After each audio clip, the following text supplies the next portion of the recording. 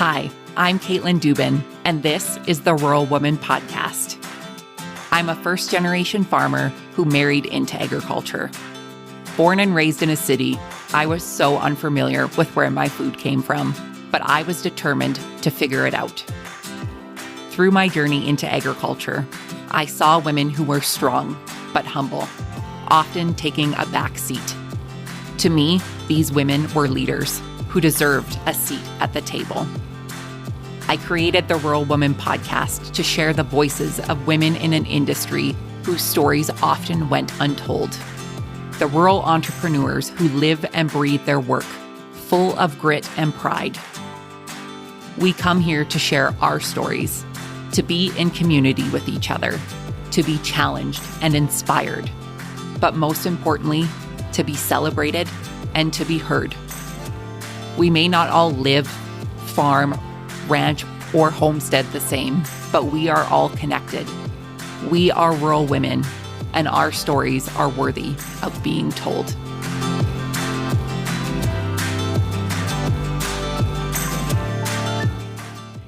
Hey everyone, welcome to this week's episode of the Rural Woman Podcast. We are wrapping up our two-part series of my mini interviews from the attendees of the Advancing Women in Agriculture conference that I was a part of in June 2022. Over the two-day conference, there were hundreds of women from the industry gathered in Calgary, Alberta, to hear from a variety of speakers and panels, and most importantly, to connect with one another. Now, I shared my full experience of the Advancing Women in Agriculture conference on my solo podcast, Maybe You Can Relate, episode 8, the one about coming full circle. So if you are interested in hearing that episode, you can head on over to wildrosefarmer.com and join the Patreon community at tier 10 or higher and get access to that episode, as well as all of the other Maybe You Can Relate episodes and extended episodes, all of the things, too many things to list here. While you're over on wildrosefarmer.com, be sure to check out the Ultimate Field Meal Guide for all of your field meal needs this season. I have another wonderful review to read from my friend Karen V. Karen writes, "The Ultimate Field Meal Guide makes pulling together ideas for meals super easy during the busiest part of the season. There's lots of different options and ways to cook meals that don't require heating up your kitchen. And if you are anything like Karen or myself and live somewhere where it gets pretty dang hot in the summer, this is something that we all need." So head to the show notes today to get links to all of the things and head on over to wildrosefarmer.com. I quickly just would like to say thank you so much to Iris Meck, who is the brains behind the operation of the Advancing Women in Agriculture conference. It is always such a great time and so inspiring to have so many incredible women in agriculture all in one room. If you all have loved these mini interviews as much as I have and are part of or are planning a conference in the upcoming 2022-2023 winter seasons, I would love to talk to you about how I can be a part of your conference. So please reach out to hello@wildrosefarmer.com and I would love to meet you. I would love to bring my microphone and do all of the things to help promote your conference and to continue to promote the good word of agriculture and specifically women in agriculture, because they're my jam. Without further ado, my friends, let's get to this week's episode with the mini interviews from the attendees of the Advancing Women in Agriculture conference.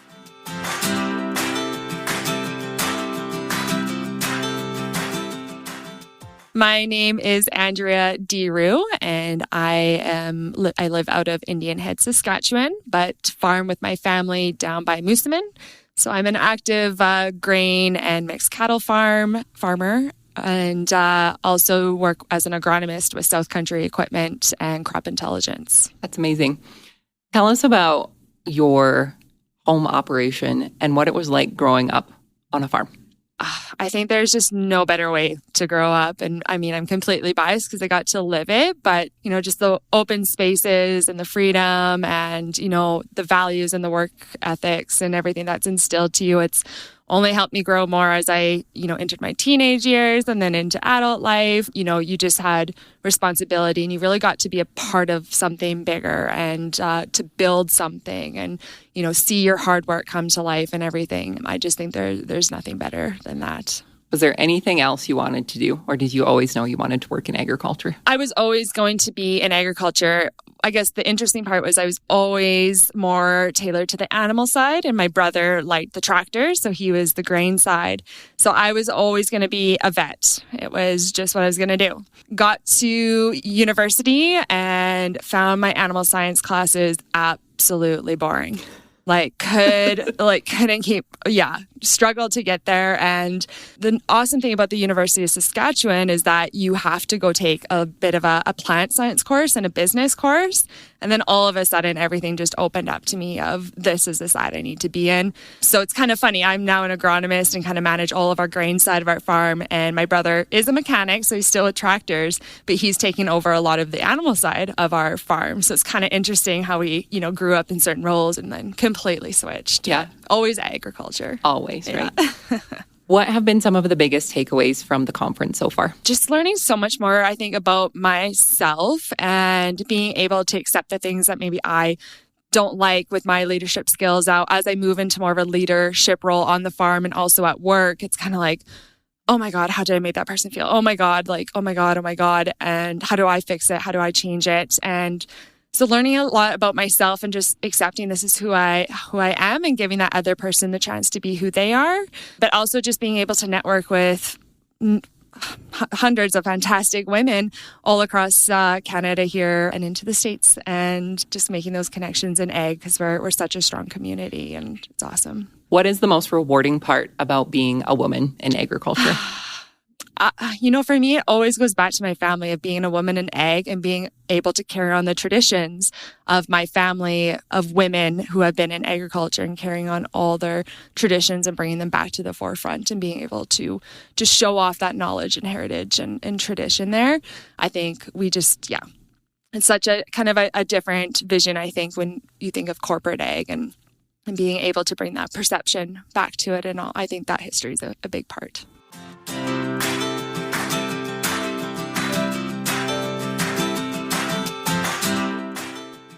Well, my name is Cassidy Reed, and I am from High River, Alberta. I go to the University of Lethbridge. I've been taking agriculture enterprise management for the last 4 years, and I've been active within the agriculture club there. And I'm a past 4-H alumni for the Okotoks Outriders, and I've loved agriculture ever since I was little, riding since I was 5, and just happy to be in the ag industry. Yeah. What was it that made you decide that you were going to go to post-secondary education for agriculture? It was really just my passion for agriculture, and through 4-H, I built a lot of public speaking skills and just interacting with people and human connection in general, and kind of mixing all those passions together brought me to university and with the whole agriculture community with my ag club, which has been really awesome for me to make those connections and industry connections. And the agriculture enterprise management degree at U of L was a new program, so I thought I'd check it out, and it's been great to kind of mix management practices with agriculture policies, which is really what I'm looking to get into later in life. What is the ultimate goal? What do you think the dream is? I honestly hated it when I was in school. People are like, what are you going to do when you're done school? So I apologize for asking the stereotypical question, but what do you think you want to do? No, that's all good. I get that question a lot, like you say, so I have a bit of an idea. So I really wanted to mix kind of my passion for agriculture and travel and public speaking, which I got through 4-H and just general events that I did throughout the community in High River.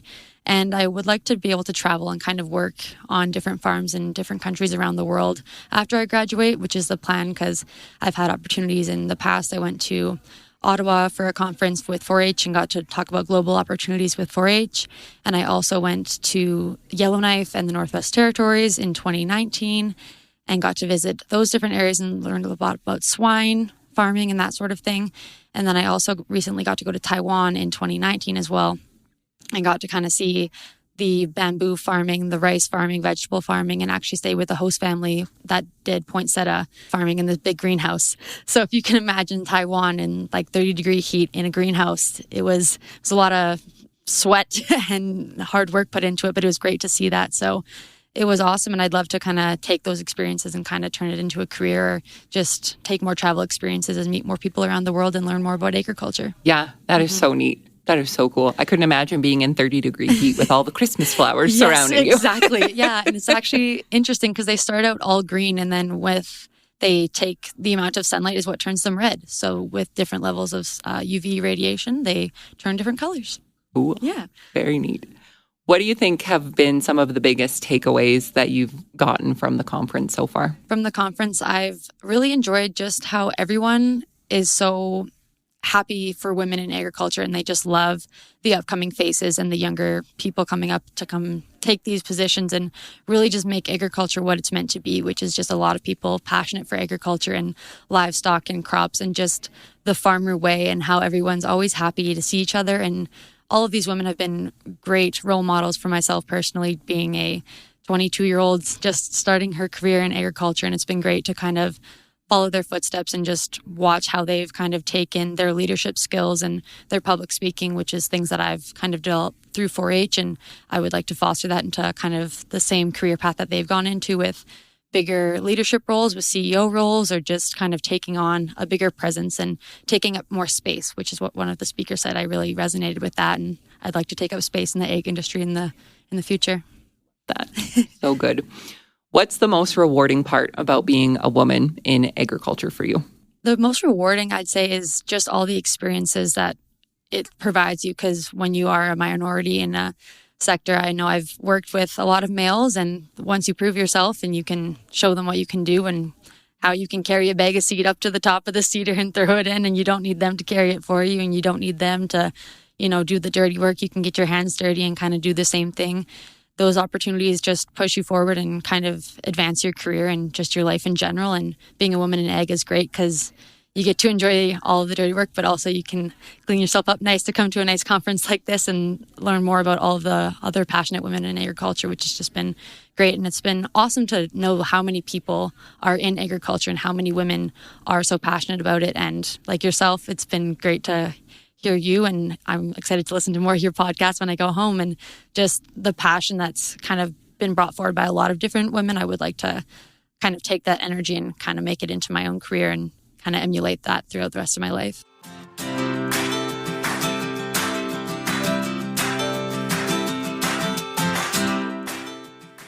So my name is Chantele. I am from Le Broquerie, Manitoba. So that's a little corner in southeastern Manitoba outside of Steinbach. I work for High Life Limited as a swine nutritionist and an R&D assistant, as well as I was crazy enough to go back to school while working full-time. So I'm doing my master's in animal science out of the University of Manitoba. So you basically like to be busy, is what you're saying? Overly busy. Yeah, that's amazing. Did you grow up in agriculture? A little bit. I grew up showing horses, but I grew up in a town. And my horses were 3 hours away. So it's not something that I was lucky enough to be able to just go out the back door after school and ride my horses, which was my ultimate dream, but never got that far. My big goal in life was to be a vet. Got to my first year of university, had all of my dreams crushed.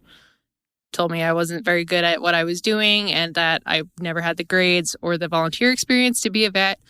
So I took my first introduction to agriculture course at the University of Alberta, and I fell in love. I was like, that's it. I'm done. Called my dad. He's like, well, I'm not going to give you $1 million to start a farm, so you better figure it out. I'm like, don't worry. There's so much more to the industry. Just give me a minute. I'll figure it out. So I like to think I did. I love that. I love that. And like you said, there's so many jobs in agriculture that have nothing to do with directly being on a farm or owning a farm. Exactly. And you would be, every time coming to this conference, I'm surprised at the true breadth and the giant umbrella that is agriculture and all of the different places that it touches. What have been some of your biggest takeaways from the conference so far? It's been incredibly empowering. I come here in 2019, so that would have been the last one we had in person as a student. So at that point, it was a lot of trying to make connections as the newbie trying to enter into the field. So now 3 years later, as somebody who's been in the field for a little bit longer, it's been a lot to take away those points that as a student you may never have actually brought to heart, like being a leader or how to be a manager when you're not actually one, or all of these personality traits that you need to take into account of how you do your job. And just listening to other people's stories about how they come up in the world and how all of these different things change them and how it shapes you into being a better person overall. I just love hearing everybody's stories. It's so good. It's so good. What is the most rewarding part for you about being a woman in agriculture? It has been incredibly empowering just being a woman in agriculture, and all the people that I meet and all the other women that I meet, I think we carry each other on our shoulders and we lift each other up. And I think just the most influential part is being one of the people that lifts others up, as well as just knowing that you feed the damn world and it's a big job. Yeah, damn right.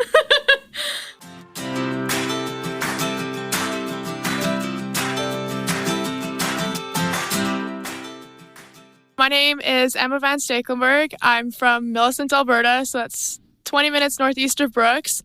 And I am a dairy farmer with my dad. And I'm also an Alberta Milk Ambassador and a Young Dairy Leaders Institute member. You do a lot of things, Emma, and we got to meet yesterday, and I think your story is pretty impressive. And you recently just graduated from university. I did, yeah. I graduated a couple weeks ago from the University of Saskatchewan with a degree in animal science. And what are you looking forward to most when it comes to being done school and getting your start and your real job now? Definitely making money. But just now getting full experience at home. Like now I can apply the skills that I learned in school, all the knowledge and the skills that I learned, and I can use it in real life situations, like whether it's like treating a cow that's sick or, like even just like applying things that I learned in like my writing and my thesis to like real world situations, so. Yeah, and bringing that home to your farm to expand it to the next generation. So that's amazing.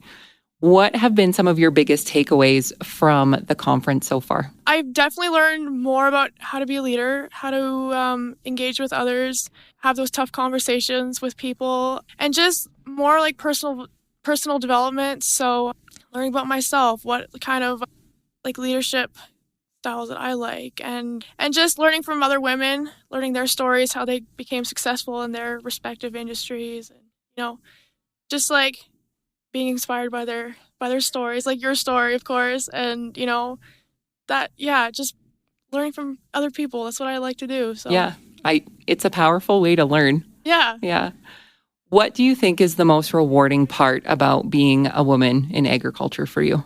Probably the most rewarding part is sharing my passion with agriculture with others, sharing my skills that I've learned, whether it's through 4-H or being on the farm or anywhere else anything else I've done in my life, I just like sharing that with others. And then on top of that, just like watching like the people, that I've given my skills and my knowledge to, like watching them grow up and become successful in agriculture and getting their degrees and like just being very passionate about agriculture like that, like just giving back and watching people grow is just, I think that's the most rewarding part.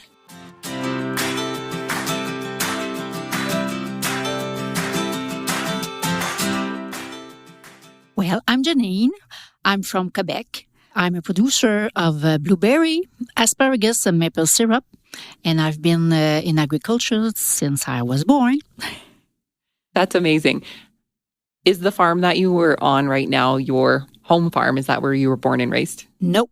Well, first I was with my husband. I was a swine producer since 28 years. And then my sons are making a company with my husband. And I was asking them what I'm going to do. And they told me, you will be replacing. So that's not what I'm going to want to do. So I bought my farm with my own dollars. And right now I'm a relief. I took the place of another producer, like a woman, and I was 48. Wow. Basically like a second kick at the can, a second, career and all of the things. That's it. It was rough a little bit for my husband, but he didn't have something else to offer me. So I made my own way. That's amazing. What have been some of the biggest learning experiences that you've had at the conference so far? What have been your biggest takeaways? Oh, it's very interesting for the person herself. We add tools to go farther, to go better, and to go our way. That's what I found in the conferences, and it's very gorgeous for the person of mine. Absolutely. Is this your first time at the conference, or have you been here before? I've been in Niagara Falls. I don't remember if it's 2018 or 2019, but it's the second time. Yeah. Anyway. Yeah. Well, that's great. What is the most rewarding part about being a woman in agriculture for you? Well, I thought about that question, and what I found is I'm living with my passion. Right now, my passion is agriculture. It may be changed over the years, but it's not important if it's agriculture with pork or dairy or anything. I think it's important to live my passion, and that's what I'm doing. And to translate that, I see that I have 4 children and 11 grandchildren, and my children is like agriculture too. So it's a legacy that I'm proud of that too. Absolutely. Well, and you're an inspiring woman. Oh, you too. Very cool. Growers have a lot to consider when it comes to storing grain. Are you getting the most out of your on-farm grain storage? Could an aeration model help to better determine fan, heater, or dryer needs? And what is the ROI if you installed a bin manager system to remote monitor and control in-bin grain conditioning? At AGI, we want you to ask the tough questions about how Bin Manager allows growers like you to know exactly what is happening inside your bins without climbing a ladder or stairs, or how you can benefit from remotely monitoring your grain temperature and moisture from a smartphone, or how fully automated fans and heaters can provide peace of mind all season long. Contact an AGI representative today for a free on-farm smart storage assessment. Find AGI Bin Manager at aggrowth.com/digital. That's aggrowth.com/digital.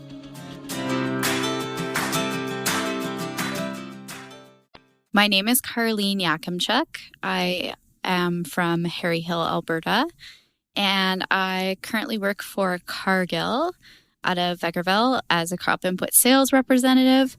But I am also, very similar to your story, married into a family farm. So my husband and his family, they raise purebred slayers, and we do some grain farming as well.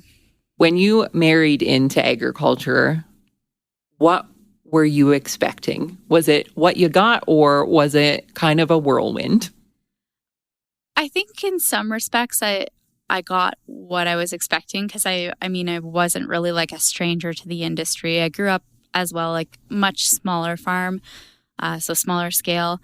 But it's just honestly like the lifestyle and the way of life is like kind of exactly what I grew up with. So it's great to be, working in the industry, raising our family in the industry.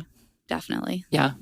I feel like once you've gotten into the industry or you get a nice taste of it, I don't know if I could ever go back to city life or, off of a farm now. It's like, nope, this is where I'm supposed to be. This is what I love.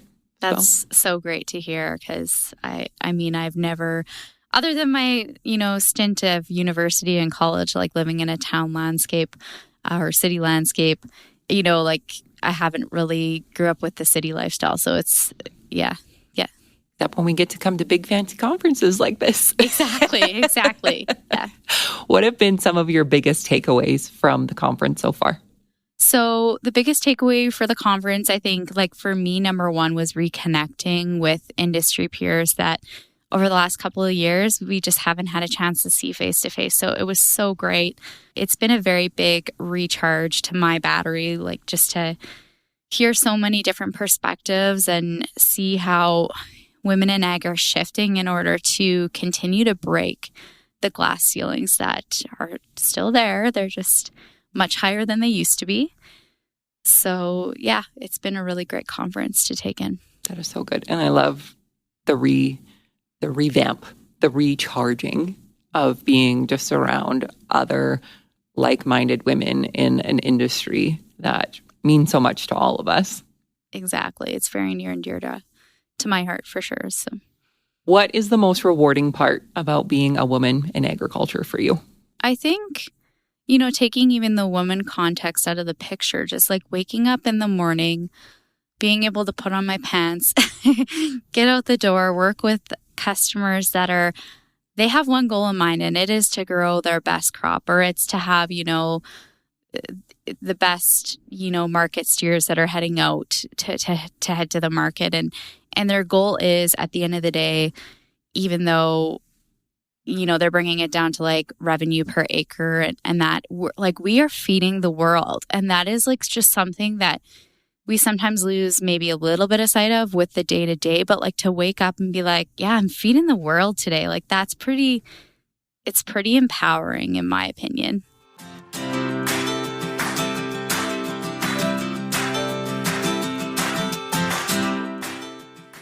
So I'm Meghan Desjardins. I'm originally from Brooks, Alberta. Grew up on a family farm there. Now I'm based at Arrowwood, Alberta. If you don't know where that is, it's just south of Strathmore. No one knows where it is, so I always say.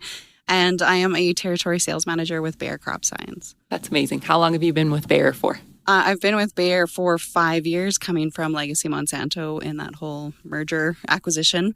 So yeah, just over 5 years. That's great. And what are you doing in your position? So I'm sales right now. I was market development agronomist, and then I've moved to sales a year and a half ago. So trying to sell our products basically and trying to service our customers. So it's always a little bit different depending on the time of year. We have a huge portfolio and lots of products to offer. So we're basically hitting the highway and trying to have as many conversations as we can. Yeah, that's great. And you get to talk to the greatest people, farmers. Oh, for sure. It's the whole reason to be in the industry is the people and the culture. And it's why I'm here, even though I'm not on our family farm anymore, and just wanted to be a part of ag since the beginning. So. Yeah. Tell me more about your family farm. So we had an irrigated farm between Brooks and Bazzano, grew specialty crops out there. And then since we've sold it, so it's a bit hard to drive by. So my dad passed away, long story short. We don't have the family farm anymore, but still very near and dear and involved in agriculture in all ways we can. And my husband and I have just a small little hobby farm. We have some sheep and still do the ag thing on our own, and he sells equipment. So we're all about ag in all ways. So yeah, well, that's so great. And what a way to keep your family legacy going. Maybe not on your family farm, but still working in agriculture and helping farmers. And for sure, I think acreage life and like small hobby farm life is like, it looks like a good life. Yeah, there's days where I'm like, oh, I wish I was, driving the combine. And then there's lots of days where I'm like, this is pretty sweet. I get the best of both worlds. Well, you take a short drive, you can come and drive our combine. Okay, sounds good. What have been some of your biggest takeaways from advancing women so far? I've really enjoyed the networking, and it's a very young crowd. So there's a lot of like fresh out of school and students here. So it's been really exciting to see the future of agriculture and just the networking. I'm shocked at how there's not a lot of conferences in Southern Alberta that I don't recognize most of the room, whereas I don't recognize most of the room here. So it's fantastic how far people have traveled. This is my first one, but just the networking, the empowerment, the leadership, and that drive to just support one another in all things. And don't look across the room at competition, look across the room at peers. Oh, good. Stitch it on a pillow. So good. Meghan, what is the most rewarding part about being a woman in agriculture for you? For me, it's the people. Farmers are so proud of what they do. And so come in, have coffee. This is my wife, my son, my dog, my daughter.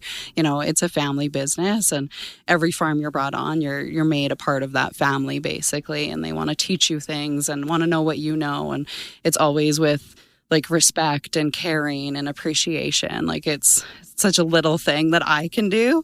They're just so appreciative, and you're like, all I did was, walk your crop and bring a dozen donuts. But it's always just taken with such a appreciation and love. And that's how I grew up. We loved the farm and loved agriculture. So for me, it's the culture, it's the people, it's the whole reason to be doing it. Yeah.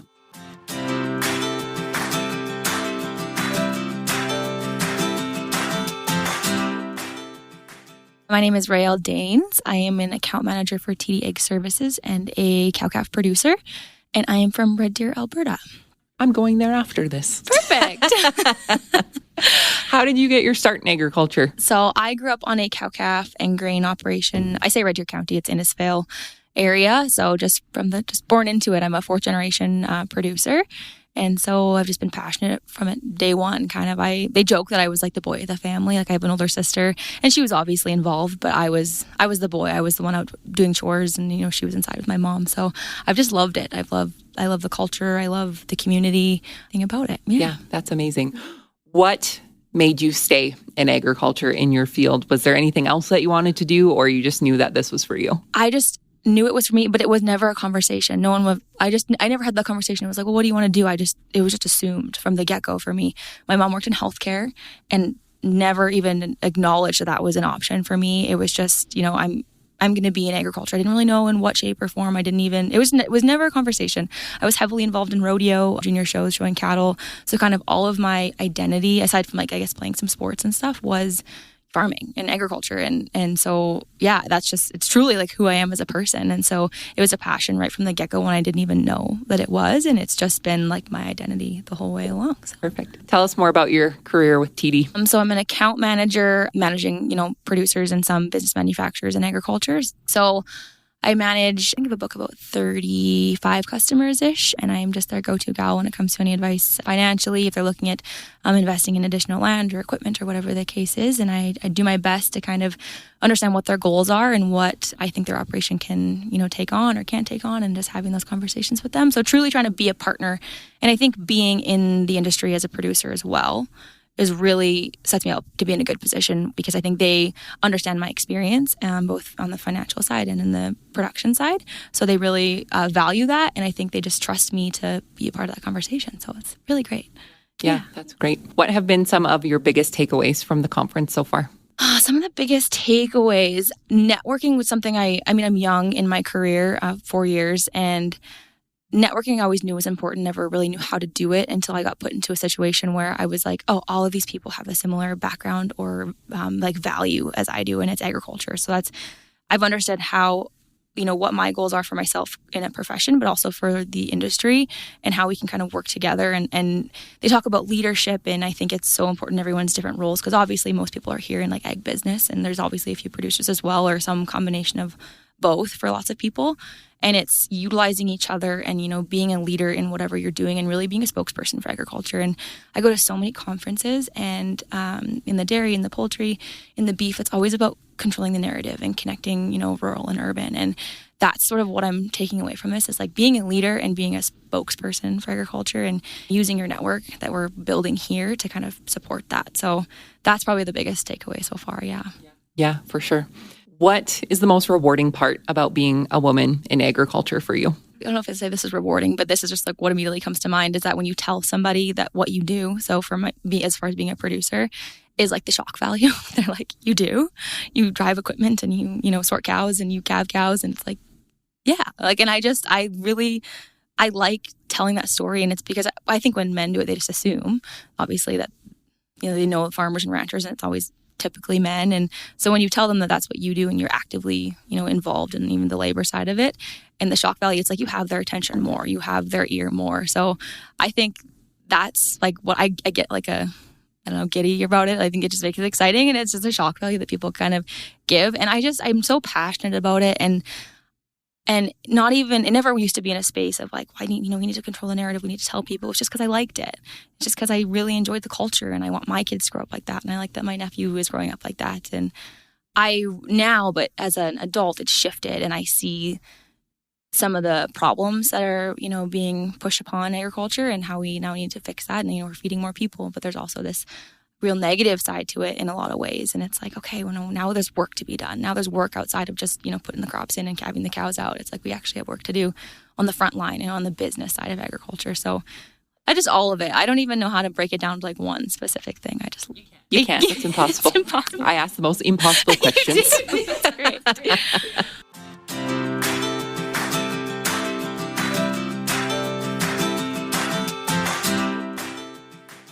I am Rebecca Senicar. I live in Surrey, BC, and we have a dairy farm and started a small beef operation on the side. How long have you been dairy farming for? I've been dairy farming my whole life, but I guess officially full-time probably about over 10 years. The beef operation has been about 3 years, and I've been loving every opportunity I've been given with that and every challenge. It's been amazing. Yeah. Can I ask, were you affected by the flooding that happened? No, we weren't. But Okay. we knew lots of families personally who were. So we tried to do what we could, but it just wasn't in our location. So we were there for mental support, I guess. Yeah. Yeah. I think that support is much needed, and I think is the most appreciated a lot of times. So, yeah. What made you decide to expand into beef? COVID, actually. So a lot of people approached us and they said they saw that the grocery stores were kind of emptying, and they approached us and they said, "Do you have beef?" I said, "Well, I could have beef." So I started making phone calls and doors just started opening. And then we were approached by an online market and they asked if we would be their beef suppliers. So we took that and went running. And so we've been supplying them with beef for 2 years, and it's just been an amazing partnership. That's amazing. Do you want to name drop them? Directfoods.store. There you go. Look for Winter's Beef. What have been some of the biggest takeaways for you from this conference? Just that you're not alone in your story. I think women so often in agriculture feel alone, that our voices aren't heard, that our problems are unique to us. But within the first hour of this conference, I found 2 women who had a similar situation that I had. And it was just talking with them, getting to know them, their story, how they dealt with those issues.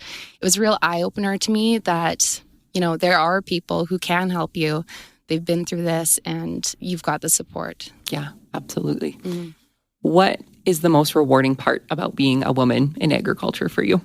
For me, it's giving the option to my daughter, making the environment, the industry, a better place for her when she can decide if she wants to come or not. And it's no pressure at all, but if that's the option for her, I hope that myself and the women around me in the industry today can leave this industry a better place than what we started with.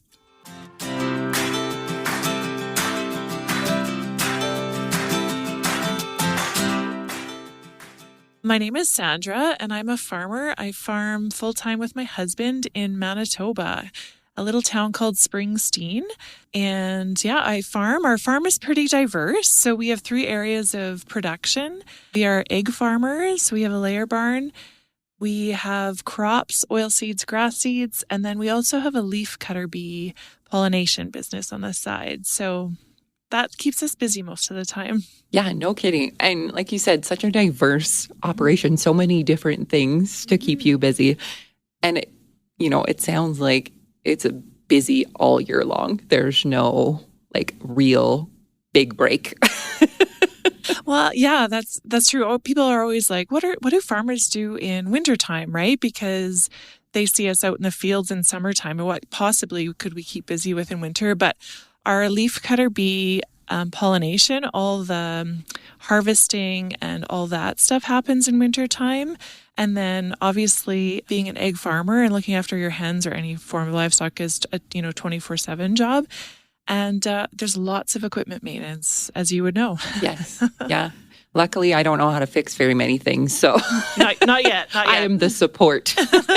Go team, go. Yeah. And then we also, I should mention, we have 3 children, and so they farm alongside of us when they're not in school, and so they have their own broiler chickens, and they used to have their own little goat herd and things like that. So we have a lot to keep us busy and a lot to have fun on at the farm. Yeah, that is so great. What have been some of your big takeaways from advancing women? I love this opportunity. You leave inspired and encouraged and refreshed, not only because I got to, have a little mini holiday away from the farm, but just to see other women doing their thing in agriculture. And that can be, our industry is so broad. So whether they're farmers, whether they're production managers, whether they're bankers, and just hearing everyone's story. And there's been some really great speakers, and there's a lot of take homes and tangible stuff that I can take home on working towards being a better leader in the positions that I have at home. What is the most rewarding part about being a woman in agriculture for you? That's a really hard question and easy question at the same time. I think for myself, I've had a lot of opportunity as a female in this industry, further education programs. Our Egg Farmers of Canada, our national body, has done women in the egg farming programs, which is focused on leadership, mental health, and all sorts of different things. So, and Canola Growers has had like a Learn to Lead program. So there's been so many opportunities given to me as a woman in agriculture that I don't necessarily know that my husband would have had.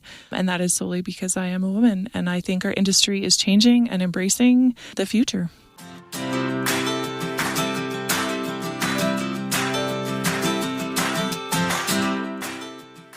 So my name is Twyla Jones. I am from a farm just southwest of Lloydminster, about 15 minutes southwest. And I'm a farm wife, a mother, as well as an area manager with Nutrient Ag Solutions. So do you have any free time or? Zero. One of my goals when I came here is to try and think about how I can rediscover self-care. And that was one of my goals of coming here, to listen and hear other people's stories, because right now, life is nuts. Yeah. Did you find that self-care answer, or do you have an idea to bring home? I think I'm going to go home and I'm just going to tell everybody I have to carve out time for me. And that might mean that I have to get up at 5 a.m. to do it. Realistically, I still have to get children onto a bus. I still have to work from 8 to 5 or longer. And I still have to do all the other stuff that is important in a wife and farm wife with those extra added responsibilities. So I'm going to do it. I'm going to just force it into maybe in my morning. And I may be getting up earlier, but I'm going to force it because I think it's so critical. I realized a couple of weeks ago I missed COVID. Not that I missed the pandemic, not that I missed the crazy. I missed being able to carve that time out because there wasn't the demands that I have returning into my world right now. Talk to me more about your career and your position and what that's looked like for you over the years. So I started out in the mid 1990s, and I would say in retail, in ag retail. So that's where I work. Women were really just starting to get that space. So the beginning of my career was rocky. I was tough and tenacious, and nobody is going to tell me I couldn't do it, but it wasn't easy. And I had many growers tell me, where's the man here? I need to speak to the man. I need to speak to somebody who knows what they're talking about. And so I felt I had to really carve out a space. And I had a huge chip on my shoulder. Huge, like really big. Taken a lot of years to break that down and just move forward. Now, so the beginning of my career, it was all about getting rid of that chip, showing the world that I can do this. Now, 25 years later, my career shifted. I'm now in management, and it's really about empowering young individuals, not just women, but all young individuals, so that they don't have to go through what I felt I did to prove myself, so that they can see the worth in themselves very early in their careers and blossom from that versus having to trudge through the mud, so to speak, to find it. And so that's probably what, beyond all the managerial stuff and things I have to do just as part of the job, that's what makes me tick day to day. That's so good. And inspiring the next generation of agriculture to do better and be better and to grow even more personally and in the field. Yeah. And just be authentically who you are and know that that can be accepted and break down all those barriers. And I mean, I have people coming with different sexual backgrounds and all sorts of things working with me. And I just think, so what? Who cares? Just be you. And I think our world has gotten beyond that space. And I think that agriculture has had a bad rap for being a little bit conservative when it comes to some of that.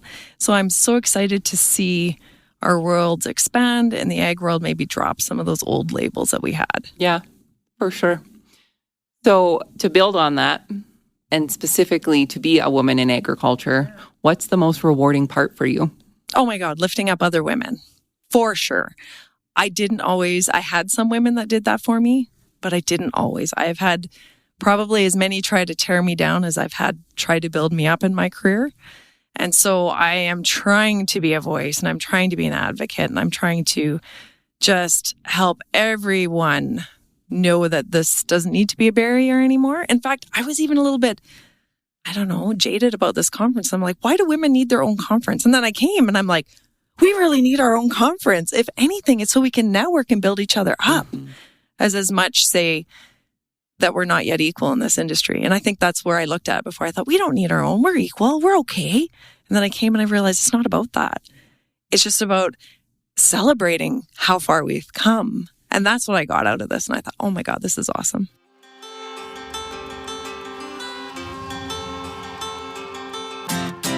Thanks for listening to the Rural Woman Podcast, a proud member of the Positively Farming Media Podcast Network. The Rural Woman Podcast is more than just a podcast. We are a community. A huge thank you to the Rural Woman Podcast team, audio editor Max Hofer, and admin support from Kim & Co. Online. A special thanks to our Patreon executive producers, Sarah Riedner from Happiness by the Acre and Carrie Munven from Laystone Farms. To learn how you can become a Patreon executive producer or other ways to financially support the show, head on over to wildrosefarmer.com to learn more. Be sure to hit the follow or subscribe button wherever you listen to the podcast to get the latest episodes directly on your playlist. And if you are loving the show, please be sure to leave a rating and review on Apple Podcast or any other platform that accepts ratings and reviews. You can connect with us on social media at The Rural Woman Podcast and with me at Wild Rose Farmer. One of the best ways you can support the show is by sharing it. Send this episode to a friend or share on your social media. Let's strengthen and amplify the voices of women in agriculture together. Until next time, my friend, keep sharing your story.